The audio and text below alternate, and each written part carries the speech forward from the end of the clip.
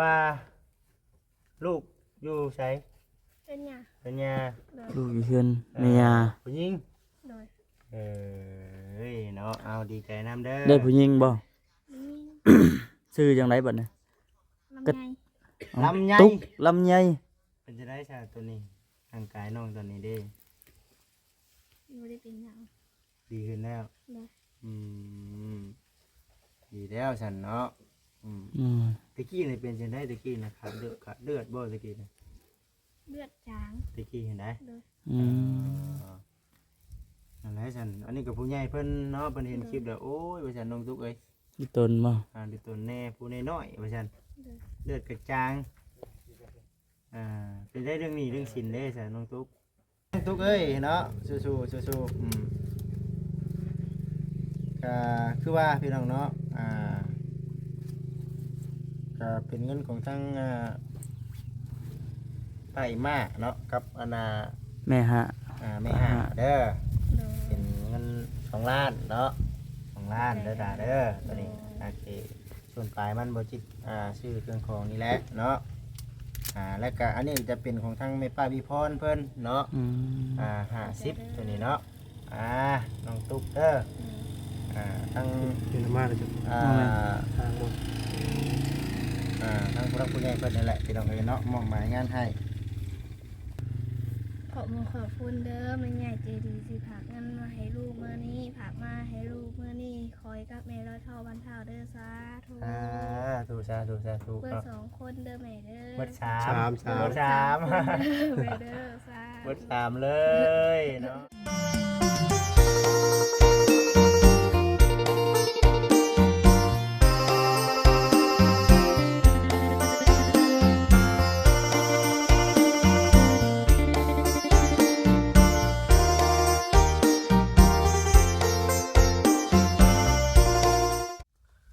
โดยพี่น้องเอ้ยกับทักทายสบายดีเด้อกับสบายดีสวัสดี FC ทุกท่านเนาะพอกับประจิตคือเก่าเส้นเดิมเส้นเคยวันนี้เนาะทางประจิตเองพา FC พี่ละพี่น้องเอ้ยมาหาน้องตุ๊กเนาะอยู่ที่เฮือนนี่แหละบ่ได้มาหาน้องตุ๊กเพิ่นนี่ก็ถือว่าโดนพอสมควรแล้วล่ะเมื่อนี้เนาะพี่น้องเนาะจุดประสงค์ประจิตเข้ามาเมื่อนี้ก็มาตามคำแนะนำของทางผู้รักผู้ใหญ่เพิ่นเนาะ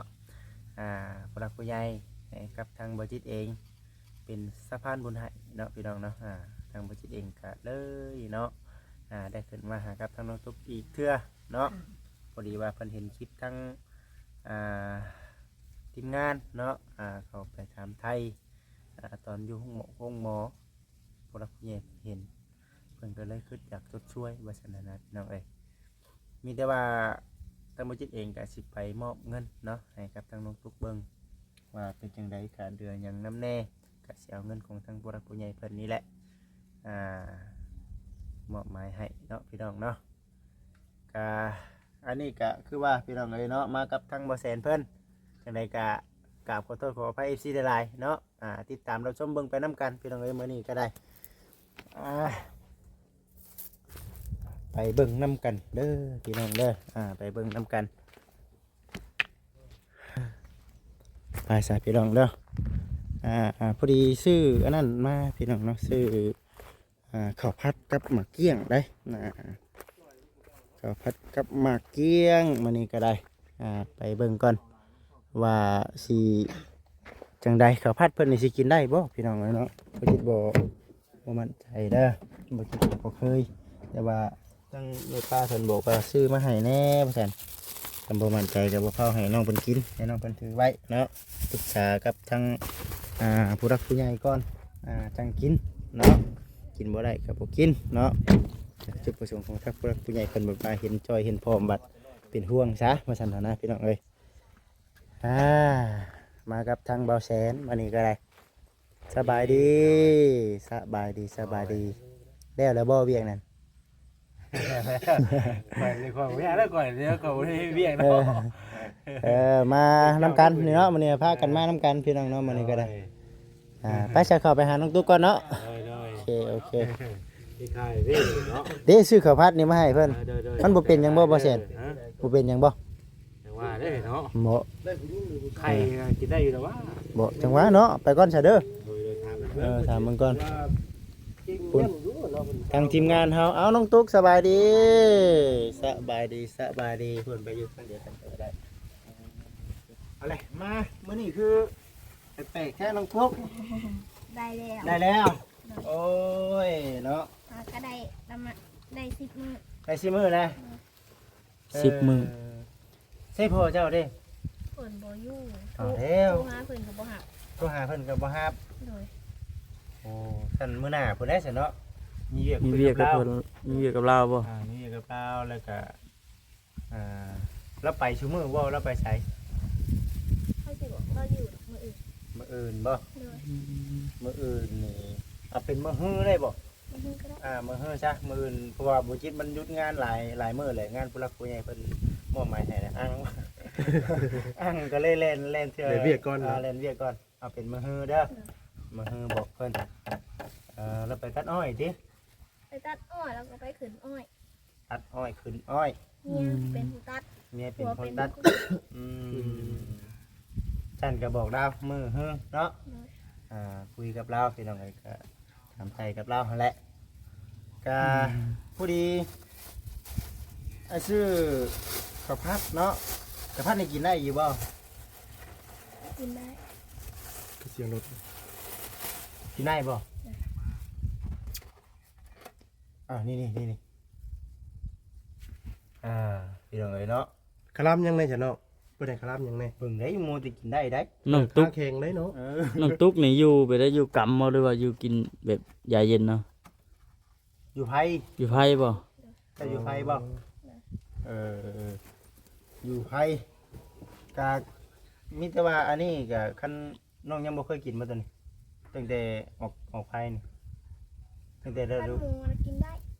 หมูกินได้ เรากินได้ มันมีน่าจะมีข้าวหนอกข้าวโน่ในได้เนาะ บ่กล้ากินไปได้บ่ เอาจ้าเก็บไว้ ในพอคิดเนาะจ้ะกันเนาะ เดี๋ยวจะเป็นน้ำบจิตหั่นแล้วบ่แห้งเด้อกับมาเกี้ยงกินได้บ่ กินได้ ได้เนาะมาเกี้ยงอันนี้เป็นทั้งอาณาผู้รักผู้ใหญ่เพิ่นพี่น้องเอ้ยเนาะเพิ่นอาณาให้กับทางบจิตเองเป็นสะพานบุญให้พี่น้องเอ้ยเนาะให้บ่ใช่ดีไปใช่น่ะอันนั้นบ่สิอันนั้นหานี่บ่ใช่ดีเอาปึ้มมาให้ข่อยหน่อยปึ้มเด้อโอ้ยเนาะใช่แล้วแหละพี่น้องเอ้ยบ่ว่าสดีเนาะปึ้มเด้เห็นบ่ปึ้มน่ะปึ้มน้ำรถนั่นแหละนั่นแหละสั่นแหละจดชื่อผู้ใหญ่เพิ่นไว้พี่น้องเอ้ยเนาะเพิ่นบ่ชื่อหั่นนะแม่นละ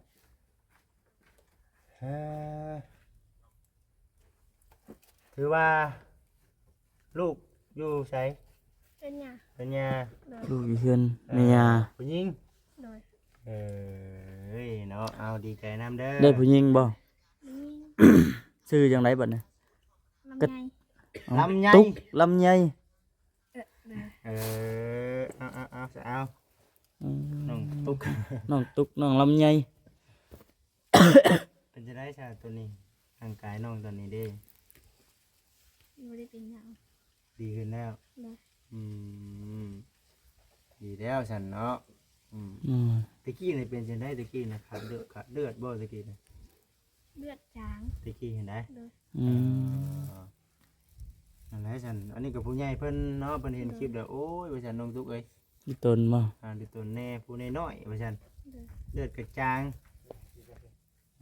เป็นได้เรื่องนี้เรื่องสินได้ฉันน้องตุ๊ก ยังจะเป็นหนีเอาว่านี่แหละ นี่ยังเมื่อวานนี่ หนีผูกแขนแล้วก็เอาเหล้าเอาเบียร์เอาเนื้อกินมาสู่แขกกิน โอ้เท่าไหรน่ะ ก็ร้ายเติบเลย เป็นตัวเด็กได้บ่เป็นตัวเด็กได้บ่นี่ น้องกระ จื้ออยู่บ่ ได้ เนาะไปถามบัดไปถามกับเจ้าสิบ่เอาคืนดิบ่ อยากเป็นหูอยู่ แต่เจ้าได้ชื่อเจ้าเองมันนี่เป็นคนใจาย อยากไปกระจายในแล้ว หากว่าได้กับเรื่องนี้เรื่องสินนี้ยังบ่จักเนาะเป็นนี่อยู่ เลย แล้วไม่ได้นี่ตัวจัดงานหั่นน่ะว่ะ เลย อ๋อ จัดงานผูกแขนบ่ ป้าผูกแขนออกกองไฟหั่นบ่ อืม ดีแล้วซั่นเนาะมีแต่ เลี้ยงซอยกันเลี้ยงลูกอันนี้เนาะ เลย ใหญ่ไวๆหาเงินหาคำซอยกันเนาะ แม่น ก็สินั่นแหละพี่น้องเอ้ยเบิ่งเด้อเนาะมื้อนี้ก็ได้เบิ่งจดไว้พี่น้องเนาะจดชื่อมื้อนี้ก็บ่ได้มีแต่ผู้ใหญ่ท่านเดียวนะ มีพญานาคทานบ่ แม่ เนี่ย แม่มีผู้ใหญ่หลา ซ ย อย ท่าน หลายคนเนาะ คำบ่คิดที่บ่ลงได้ แต่กูจะไปใช้เออ จักมือแล้วน้องจุกเกิดลูกเนาะ ลองถาม สิ ไป มื้อละ 10มื้อแล้ว เลย เออ คลอดลูกสิมื้อแล้ว ก่อน ติ มื้อละ10มื้อ ม อยู่ไผจักมื้อจ้ะ หา 5มื้อคืออยู่หน่อยเนาะเม็ดแข็งแห้งเลยครับก็เศร้าสิบ่ แม่ ปกติต้อง10ปลายมื้อ 11มื้อพุ่นแล้วมีคน 45 ยิ่งโดนยิ่ง ยิ่งโดนยิ่งดี เป็นเดือนแฮงนั่นแหล้วเห็นว่านั่น ครับ อืม เออ นี่เคย11มื้อปลายมื้อพุ่นแล้ว 5มื้อเนาะพี่น้อง หามื้อแล้วก็หามื้อก ล้องของบ่จิตไปบันทึกก่อนก็ได้ของบ่จิตน่ะ เอาแม่หายทองคำ เมอัน กระตุกแม่ ก เพิ่ ระ น ตุกปอไซลูกลำไย สีไก่พ่อเนาะ ซื้อไก่โพ แล้วดีแล้วเนาะ ลูกผู้หญิงนี่ซื้อข้องพ่อเนาะผู้ชายซื้อข้องแม่ เลย เอาเจ้าเนาะชื่อหยังก็ชื่อฉันเนาะมีแต่ว่าเอาชื่อในนั้นแหละเดี๋ยวมอบเบี้ยก่อนเด้อ เลย มื้อนี้น่ะทั้งอ้ายเองน่ะเอาเงินเนาะ เลย ที่ว่าทางผู้หลักผู้ใหญ่เพิ่นอยู่ทางต่างประเทศเพิ่นผู้แหละเนาะจากอเมริกามีทางเมตู้เอ็มมาเด้อเมตู้เอ็มมา50 ดอลเนาะ อืม 10 ดอลแล้วก็ป้าหาเนาะ เลย ป้าหา50 ดอลเป็นหมู่เป็นครูกันกับทางแม่ป้าวีพรเพิ่นนั่นแหละ อืม เนาะ เลย แม่ป้าวีพรเพิ่นให้กับทางบุจิตเองเป็นสะพานบุญให้มอบให้งานให้กับบุจิตมามอบให้น้องตุ๊กในเด้อว่าซั่นให้น้องตุ๊กชื่อแนวบำรุงตัวเองเนาะ อืม นั่นแหละช่วงนี้กินหยังแน่ซะช่วงนี้ สิ้นหมู สิ้น ชิ้นหมูน่ะ กิ กิ น น ได้ ได้ สิ้นหมู เลย สิ้นยังเกิดกินบ่ได้บ่สิ้นปลูกสิ้นปลาเนี่ยกินบ่ได้ กินได้แต่สิ้นปลาขาว กินได้แต่ชิ้นปลาขาว อืม เลย เออ เออ อึ๊บ คือทางลูกนี่อันไอ้เขาเนี่ยถามเนาะอันคือทางลูกนี่กินหยังก็กินนมแม่บ่คือกินนมลูกกินนมกล้องหานะบ่ฟิต พักก็ดีกว่าจะดีเนาะ กินน้ำแม่แล้วกินน้ำลูก บ่ฟิตกินนมแม่แล้วกินนมกล้องหานะ นมแม่ กินนมแม่ ว่าไป อายุเนาะเอากะจังบ่ได้คอยได้ซื้ออัน แม่น นมหั้นนะ แต่ว่า กินน้ำแม่ ลูกเราบ่ได้กินตอนเว้นเลย ดี กลาง แล้ว คืน บ่ได้สิโอ้ยคำว่า กลางเว้นในแม่นย่าเอาก็คือเลยแม่นเจ้าของเอานี่ อืม คำกินนมมะนาวส่งนี่โอ้เนาะ หากดีสุดเนี่ยคือกินนมแม่เด้ แม่นนะ แม่น โมเพิ่นบอกให้กินนมแม่ เพราะว่าดีที่สุดนมแม่ นมกับปกติ มีวิตามิน บ่ แม่ อ๋อได้ปกติดีแล้วเนาะบำรุงตัวเองนี่แหละให้มันอิ่มดีมีปัญญา เลย โอเคแล้วเป็นไงได้ลูกรู้สึกยังไงคนเป็นแม่ สบายตัว เอ้า สบายตัว สบาย จัง ตัว ว่าอยู่เนาะท้องคือมันแฟบลงมาเติบเนาะ มันก็สบายอยู่แล้วเนาะเดี๋ยวผมรู้สึกได้สบายนี่ ความรู้สึกการเป็นแม่บัดนี้เนาะ นอนพอเต็มอิ่ม แน่นนบ่เต็มอิ่มเอาเป็นแม่ใหม่เนาะ ก็สู้ๆนะน้องตุ๊กเอ้ยเนาะสู้ๆสู้ๆ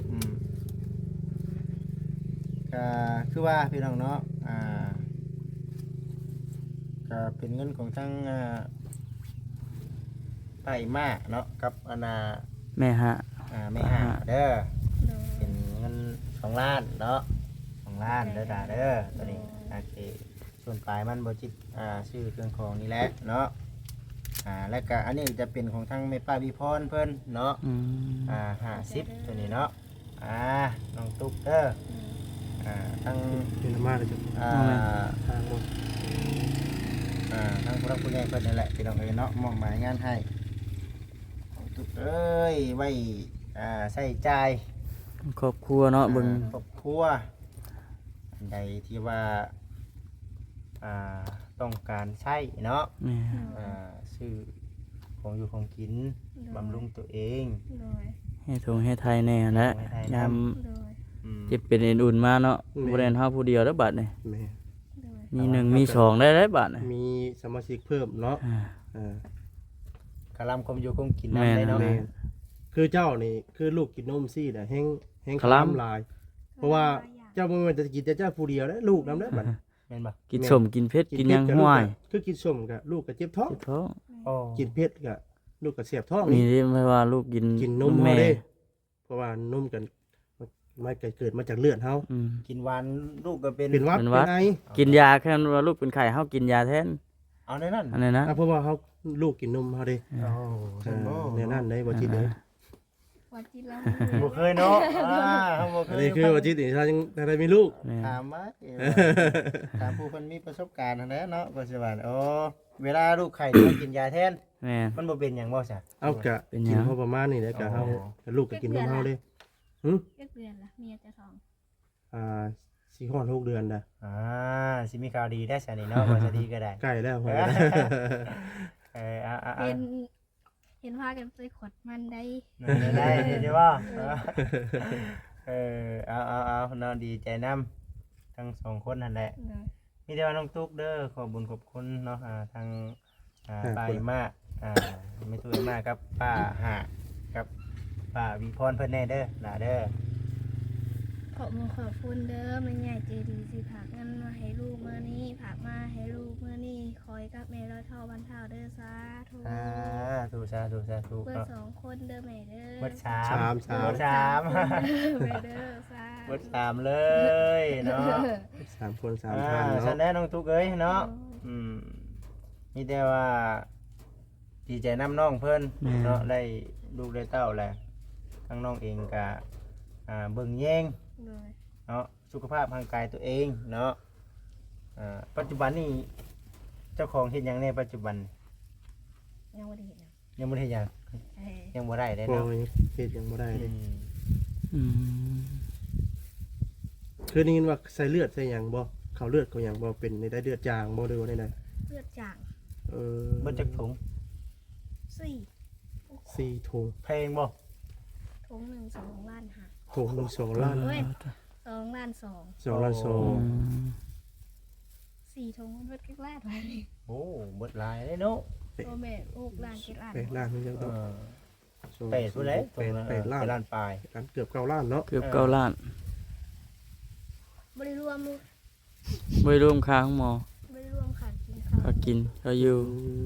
เอาเงินมาได้ใช้บัดนี้ อ่า ตอนนี้ ตอนใส่เลือดนะ แม่ ทางบอกบดแล้วก็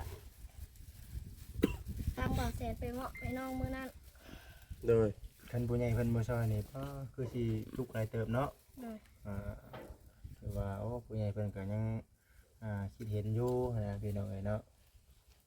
เห็นแล้วก็โอ้ยว่าซั่นก็ว่าน้องตุ๊กคลอดนี่ประมาณจักโมงก็คลอดลูกนี่ 6 โมงเจ็บท้อง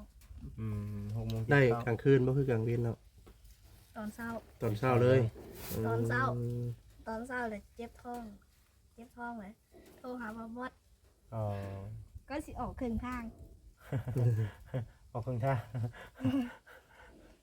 เยอะเนาะ จ้ะ เจ็บแห้งเลย เจ็บแห้ง เจ็บแห้งเลยเขาเอาสิเบ่งอยู่เพื่อนตอนอีดแล้วมันเบ่งบ่ออก มันสิคลอดเองเลย ไปคลอดเองเล เลย ยข้อเอง โหดแท้ โอ้ย ไปมาพูดนะเพิ่นเฮ็ดหยังแน่สะเพิ่นใช้หืดใช้ยาได้เนาะแม่นบ่ มันมันออกหัวเดี๋ยว อืม ก่อนเห็นหัวแล้ว เออ กันไปหอดลงหัว โอ้เด็กน้อยมันยังออกก่อนนะว่าอะไรก็ได้เนาะ ถึงกำหนดเพิ่นได้เด้ ก่อนกำหนดเนาะ หมด แม่น กำหนด เวลา เพิ่น เพิ่นเลยดีถ้าเกิดง่ายถือว่าเกิดง่ายอยู่เด้อนี่ ง่ายบ่ แม่นโอ้แต่ว่าผู้ละคนหัวได้ปลูกได้ปาก แม่ใหม่เนาะ แม่ใหม่ แม่ใหม่ยังเกิดสบายอยู่ แม่ ยังน้อยติ แม่ ถือว่าโชคดีนะน้องตุ๊กนี่ เข้าเขาของอันเนี้ยของคลอดครึ่งชั่วโมงแล้วเขาก็ออกมาแล้วก็ อืม ออกมาเพิ่นก็เพิ่นเด็ดไปน้ำส่งให้ อ๋อ ส่งลงห้องหมอห้องหมอแขวงพุ่น เอาที่แรกน่ะไปห้องหมอกุ้ม หมอเซโน หมอ โมซิโน ไป คลอดอยู่เมืองใหม่ เขาอยู่พี่ ก่อนอยู่พี่ โดย ไปใหญ่ไปพุ่นบ่ เปิด2 ล้านหาอยู่เมืองใหม่ โอ้ อ๋อ โห3บอลไปได้นี่แม่นบ่ โดย โอ้ตั้งพุ่นบ่ตั้งพุ่นว่าส่งต่อมาพี่เนาะตั้งพี่ส่งต่อไปพุ่นอีกเนาะส่ง3ต่อ มันจังแพงกับขี่รถห้องหมอ ขี่รถห้องหมอน้ำแน่ เฮาย่านนึอะไรก็เรื่องซีซั่นเลย ได้ขี่ฮอดรถวิวอีกเดี๋ยวนี้ ขี่รถสู้ๆแล้วเนาะ ดีทางแน่ดีทางแน่เนาะไว้เป็นหยังแน่เขาขับเนาะแม่นบ่ รถด่วนดิ โอ้ย ด่วนๆเด้ รับตาเข้าเดียว อืม เอ้ยนายหมอปุ๊ก น้องตื่นฮอดเราฮอดตอนไหนเหรอ อืม เฮ้ยเดี๋ยวไงเนาะสิ อยากนอนเพิ่นกับปุ๊กเอาหมอกะ เพิ่นเมื่อยนอนได้ เพิ่นว่า บ่ให้ ให้ น น อ อน นบ่ให้นอ เวน ลาคลอดเวลาหยังเพิ่นก็ชวนเว้าไปนํ เห็น เพิ่ บ่ นอยากเขาหลับไปเลยเด้ อันนี้ อันตรายเพิ่น โอ้ อันไหนกับปุ๊กว่าน้องนั่งฮอดเราตื่นมาอยากเข้าไปดิโอ้ยอยากเข้าไปได้กินข้าวเช้าไปเด้ โอ้ โอ้ยอยากเข้าอย่าเผาอีกใกล้ๆสิฮอดแล้วอดเอาอะ เออ ไหนก็หมออยากเข้าอยู่หั่นแหละ อยากเขาก็ยังบอกว่าคอยหิวเขาเดี๋ยวบอกไปเดี๋ยวเนาะเออเอาฉัน เป็นได้ฉากคาอันเรื่องพระองค์พระอ้อมนะจ๊ะเนาะมีครบทุกสิ่งทุกอย่างแล้วบ่ นี่เหรอ มีแล้วมันมีแล้วแต่ว่ายังดีอยู่เนาะเดี๋ยวมีครบไปแล้ว อันนี้ก็เป็นน้ำจิตน้ำใจของอ่า ใหญ่เพิ่นเนาะ เพิ่น ผู้รักผู้ใหญ่เนาะ หมอตอบว่าหมอก็หิวข้าวคือกันแหละหมอก็บ่ได้กินข้าวแต่เช้าเลยเหรอ แน่มาเพิ่นว่าเนาะ อืม เพิ่นว่าก็ฆ่าเพิ่นอีกว่าดิ แน่ ก็ เออ มันพอลงตุกจักโทรมา เห็นบ่เนาะ พอจะบ่ รู้ อืม ได้ว่า เพิ่นว่าพอลงทุกข์นะเนาะซั่นก็มือใหม่พุ่นแหละมือฮื้อพุ่นแหละเนาะสิได้ ยังมีเวียก มีเวียก น้ำมันพอลงตุกอยู่เนาะ มีเวียกพอลงทุกข์อีกตู้พี่น้องเอ้ยเนาะมื้อหน้าพุ่นแหละจังสิมาหา แม่น ว่าบ่